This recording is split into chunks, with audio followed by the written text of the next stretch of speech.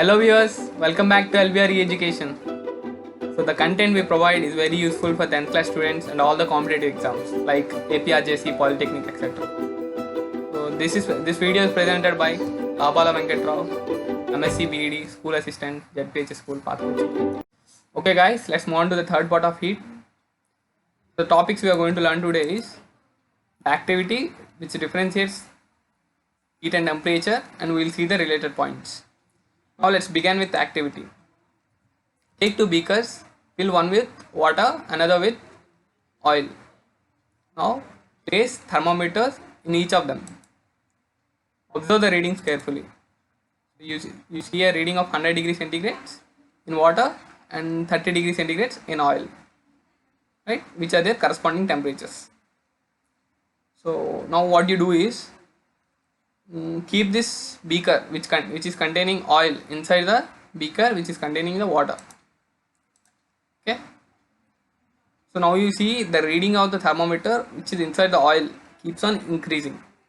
Simultaneously the reading of the thermometer which is inside the water keeps on reducing, which means the average kinetic energy of the molecules of the oil keeps on increasing and the average kinetic energy of the molecules which is inside the water keeps on reducing, which in turn indicates the heat is flowing from the water to the oil, right? It is simple. So it is which is in turn reducing the amount of activity of water, simultaneously increasing the amount of activity of oil. So heat is a transfer of energy from the hotter object to the colder object, whereas the temperature is the measurement to determine how hot or cold an object is, right? So note, the direction of energy flow is determined by temperature and the energy which is flowing is heat. Okay, now let's see the difference between heat and temperature, right? So heat is nothing but a form of energy that determines the overall energy of the molecules in a system or substance.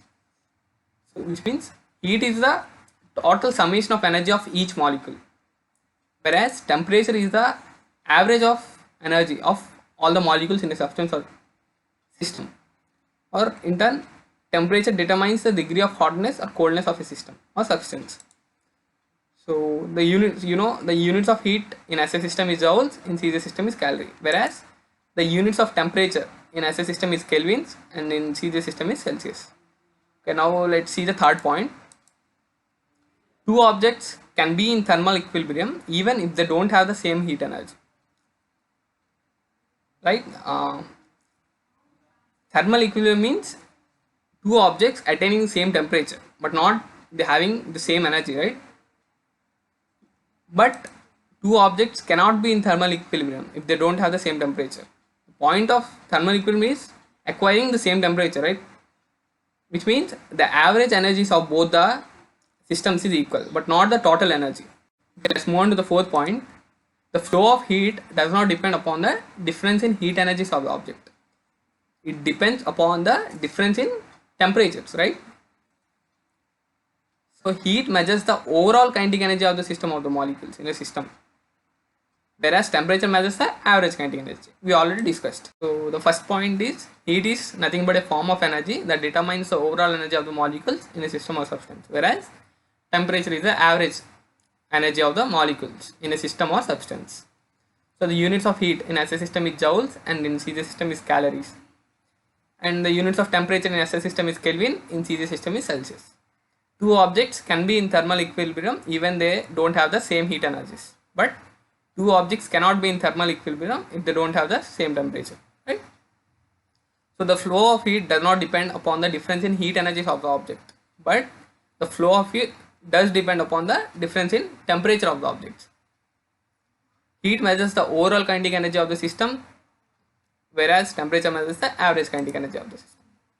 So here we came to the end of the third part. If you like our content, share with your family and friends who are just entered into 10th class and who are preparing for the competitive exams after 10th like APRJC, Polytechnic. Thank you.